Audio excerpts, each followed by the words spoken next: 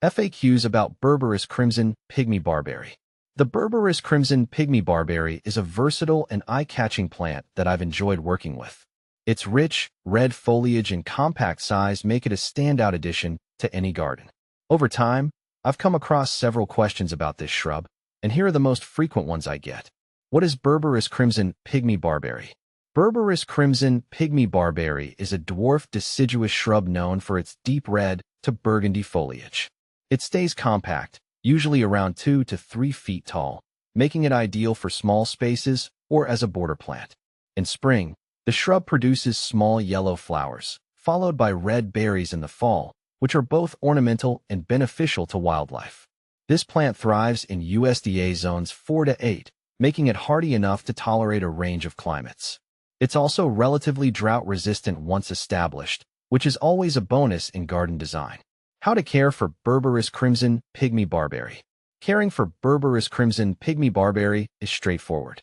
It prefers full sun to partial shade, but it produces the richest color in full sun. Planted in well-drained soil to prevent root rot. I've noticed it does well with little maintenance. Pruning can be done in late winter or early spring to maintain its shape. You can also cut back any damaged or old branches to promote new growth. For fertilization, I apply a slow-release, balanced fertilizer in early spring. Watering needs are minimal once it's established, but I give it a deep watering during dry spells. The plant's natural resistance to drought makes it a low-maintenance choice. How to propagate Berberis Crimson Pygmy Barberry. Propagating Berberis Crimson Pygmy Barberry is often done by cuttings. In midsummer, I take semi-hardwood cuttings about 4 to 6 inches long. After removing the lower leaves, I dip the cut end in rooting hormone and plant it in a well-draining soil mix. It's important to keep the soil moist and the cuttings in indirect sunlight. I usually cover them with a plastic bag to create a humid environment, which helps with rooting. Within 6 to 8 weeks, you should start seeing roots develop. What to plant with Berberis Crimson Pygmy Barberry. Due to its striking foliage, Berberis Crimson Pygmy Barberry pairs beautifully with contrasting plants. I often plant it alongside ornamental grasses like festuca or pennisetum, which complement the shrub's red color with their green or golden tones. It's also effective when used in front of taller plants like arborvitae or juniperis. These evergreens provide a backdrop that makes the crimson hues of the barberry pop even more. For a softer look, I've found that silver-leaf perennials like lavender or Russian sage are great companions. Is Berberis Crimson Pygmy Barberry toxic?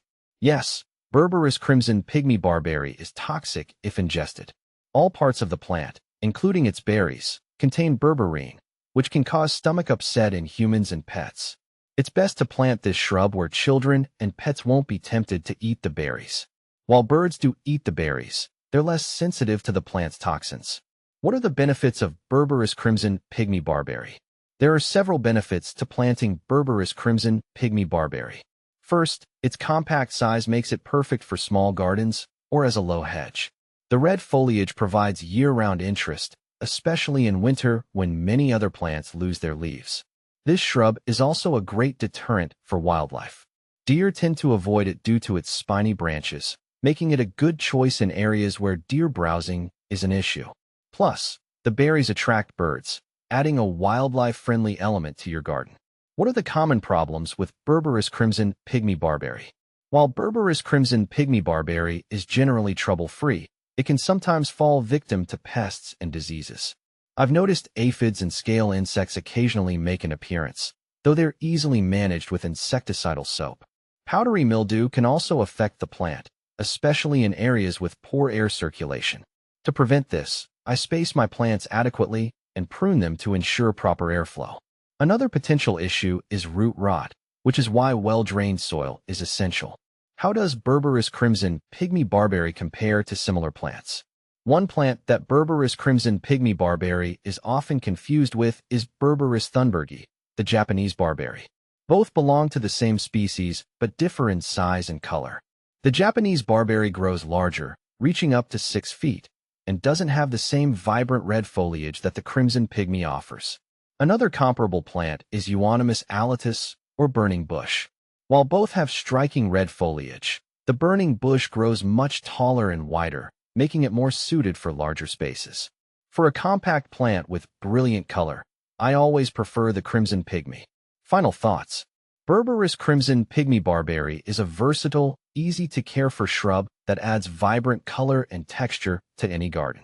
Its compact size, low maintenance needs, and striking foliage make it a favorite of mine.